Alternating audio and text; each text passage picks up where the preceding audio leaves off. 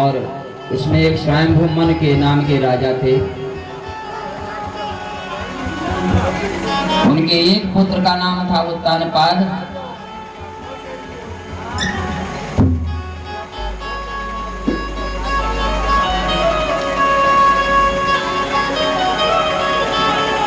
इस प्रकार से ये बड़ी पावन पवित्र कथा ध्रुव जी की कथा है। और महाराज उत्तानपाद के दो रानियां थीं। एक का नाम था सुरुचि और दूसरी का नाम था सुनीत।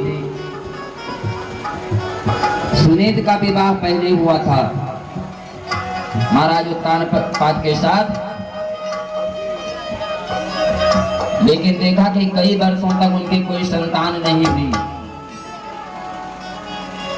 तो सुनीत की छोटी बहन थी जिसका नाम था सुरुचि। सुनीत ने राजा से कहा, मेरे कोई संतान नहीं है, आपके बाद में राज्य का अधिकारी कौन होगा, इसलिए आप अपना दूसरा ब्याह कर लीजिए सुरुचि के साथ में। उनकी सगी बहन थी। सुरुचि के साथ में राजा का विवाह हो गया धूमधाम से। सज्जनों, एक बार जब विवाह हो गया, दोनों बहनें इकट्ठा हो गई, तो आपस में सौतों का झाड़ चलने लगा।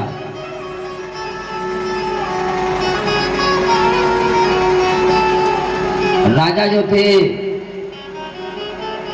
वो अपनी पहले की रानी से प्यार नहीं करने लगे, उनको नहीं मानते थे। और जो नई रानी थी सुरुचि, उनको बहुत अधिक मानते थे। सुरुचि जो थी वो सुनीत को देख करके जला करती थी।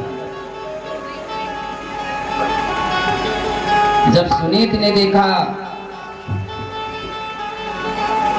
कि मेरी बहन हमको सौत समझती है और हमको देख करके जलती है, तो अपने पति उत्तानपाद से कहा, महाराज हम इस राज को छोड़ करके और बाहर झोपड़ी में रहूंगी, गुजारा कर लेंगे, आप इनके साथ रहिए महल में।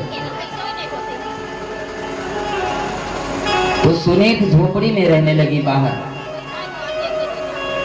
और जो नई रानी थी उनको एक दिन के लिए एक शेर अनाज देती थी गुजारा करने के लिए, और वो घास प्यार बिछा करके उसी पर अपना सो जाती थी, सूखा रूखा बना करके। उनकी कोई संतान नहीं थी।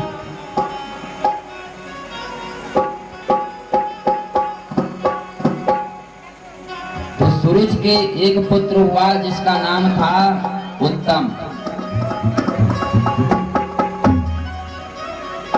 एक दिन राजा बाहर शिकार को गए थे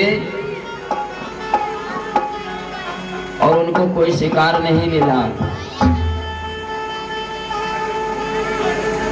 शिकार खोजते खोजते उनको अंधेरा हो गया, रात हो गई। और जब वो अपने घर पर पहुंचे तो आवाज लगाई, लेकिन महल का गेट नहीं खोला। जब महल का गेट नहीं खुला तो महाराज उत्तानपाद अपनी पुरानी रानी के पास पहुंच जाते।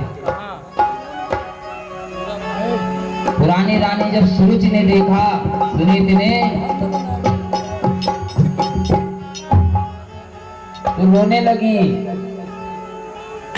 और कहा, हे पतिदेव, आज आप कैसे भूल करके मेरी मड़ैया में आ गए। उनका चरण धोया, चरणोदक दिया,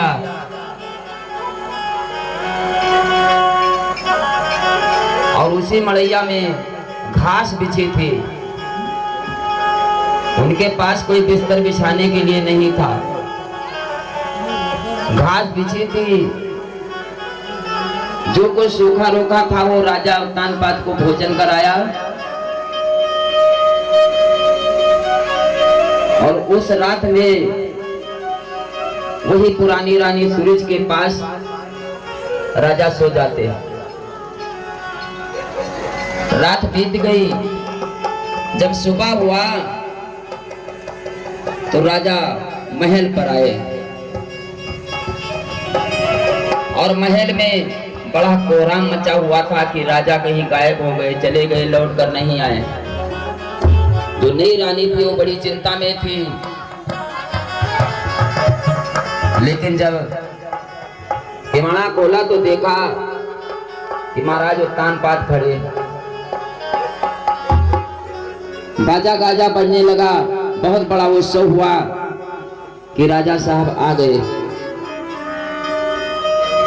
सज्जनों, जिस मड़ैया में अपनी पुरानी रानी के पास राजा रात में थे,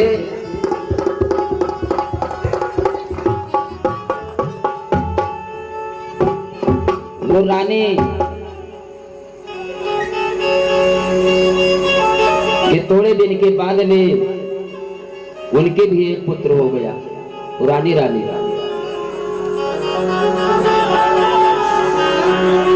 और उनका नाम ध्रुव पड़ा।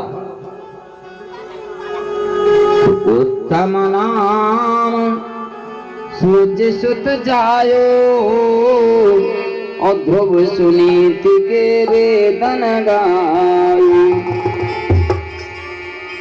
तो सूरज मही पाई प्रिय अधिकारी, तो सुनीति के